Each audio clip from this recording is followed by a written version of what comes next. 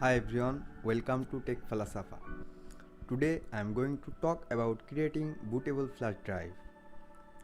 If you own a Windows 10 computer, creating a bootable USB drive is an absolute necessity, especially for those times when you run into any major issue with the operating system.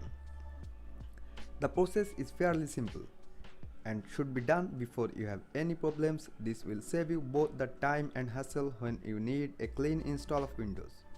To begin, you will need an empty USB drive with at least 8 GB of storage.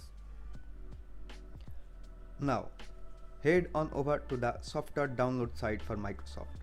I will put a link to this page in the description. You will see two options for downloading. In the section Create Windows 10 Installation Media, click Download Tool now to get the media creation tool. Now go to the folder you downloaded it to and double click the media creation tool. To run it, you will now see the Microsoft Terms and Conditions. Click on Accept to move forward.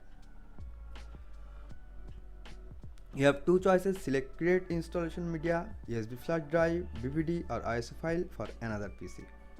Then click on Next.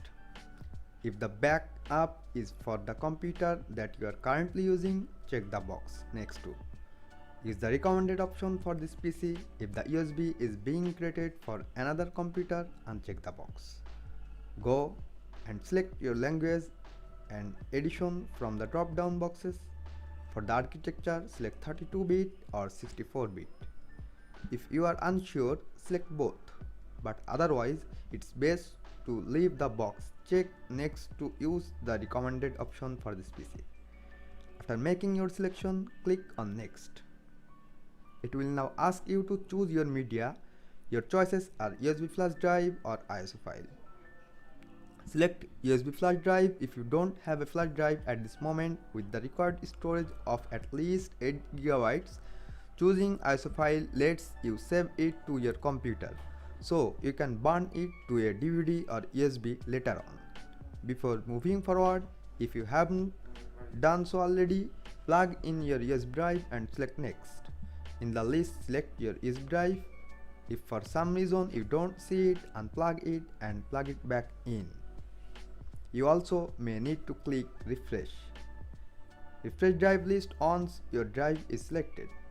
Click on Next. There's not much more here for you to do. The tool will download and install the files to your USB drive. Depending on your internet speeds, this could take several minutes or longer.